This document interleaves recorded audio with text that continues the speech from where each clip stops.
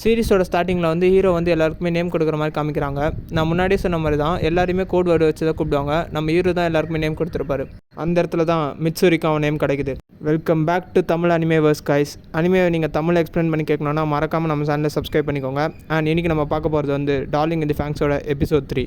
எபிசோடோட ஸ்டார்டிங்கில் இச்சிகோ இன்னமும் ஹீரோ மேலே கோவமாக இருக்க மாதிரி தான் காமிக்கிறாங்க. ஏன்னா போன மார்க் பேட்டில் ஹீரோ ஒழுங்காகவே பண்ணியிருக்க மாட்டான், இச்சிகோவை தான் பண்ணியிருப்பான். ஸோ அந்த கோவத்தை இன்னமும் வச்சுருக்காவ. நம்ம ஹீரோ எவ்வளோ தான் பேச வந்தாலும் இச்சிகோ அவாய்ட் பண்ணி போகிற மாதிரியே காமிக்கிறாங்க. இங்கே கட் பண்ணி நம்ம நானாவை தான் காமிக்கிறாங்க. ஏதோ ஸ்பெஷல் ஸ்பெசிமேனை பற்றி பேசின்னு இருக்காங்க. அது என்னன்னு சொல்லி போக தான் தெரியும். அடுத்த சீனில் கோரோக்கும் ஹீரோக்கும் ஒரு கான்வர்சேஷன் போகிற மாதிரி காமிக்கிறாங்க. ஸோ கோரோ கேட்குறான், உனக்கும் இச்சிகோக்கும் அந்த மார்க் பேட்டில் என்ன நடந்துச்சு? அவள் அதுக்கப்புறம் ரொம்ப வியடாக நடந்துக்கிறா, என்ன நடந்துச்சு சொல்லுன்னு கேட்கும்போது ஹீரோ வந்து எதுவுமே சொல்லாமல் இருக்கார்.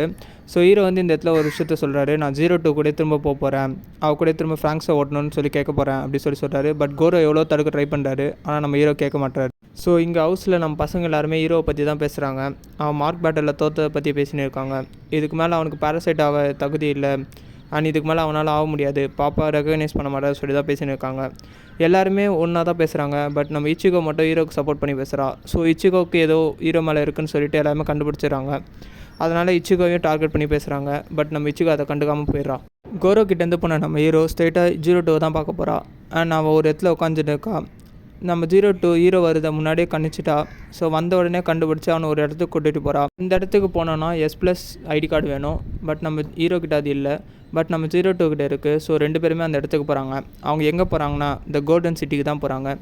ஹீரோ ஃபஸ்ட்டு அந்த சிட்டி அவ்வளோ கிட்ட பார்க்குறான். அண்ட் பார்த்து ரொம்பவே வேக்கிறான். இந்த இடத்துல தான் நமக்கு ஒரு விஷயத்தை ரிவீல் பண்ணுறாங்க. ஈவன் பேரசைட்ஸுக்குமே அந்த சிட்டி என்னன்னு சொல்லிட்டு எதுவுமே தெரியல.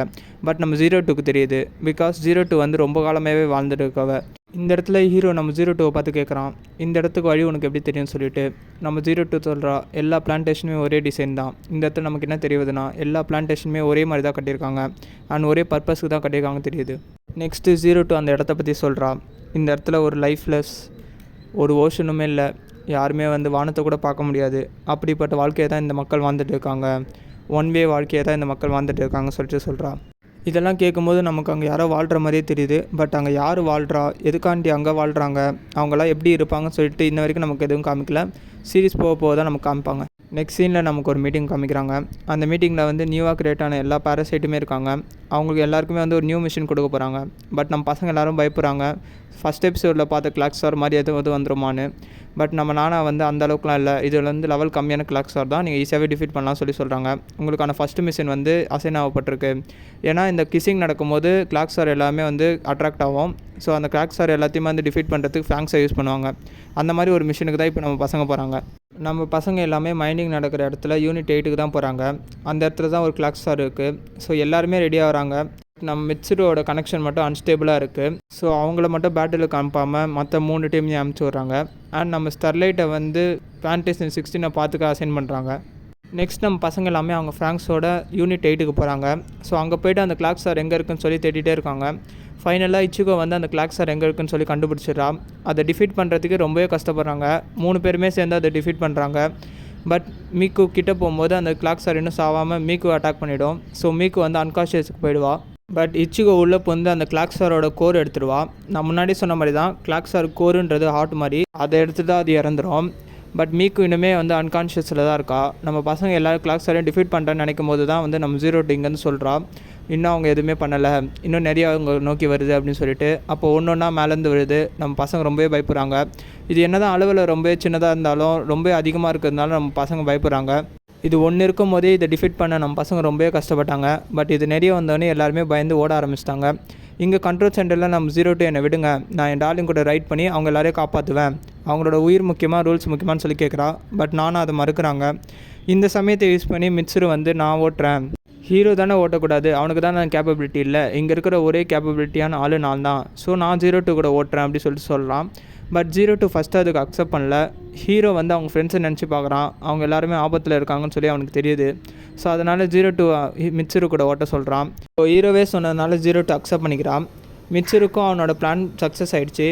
02 கூட பைலட் பண்ணுறது தான் அவனோட பிளான். இந்த இடத்துல நம்ம பசங்க எல்லாமே அந்த மான்ஸ்டர்ஸை ஓரளவுக்கு டிஃபீட் பண்ணி நிற்கும்போது நம்ம இச்சிகோக்கு ஒரு சிக்னல் வருது.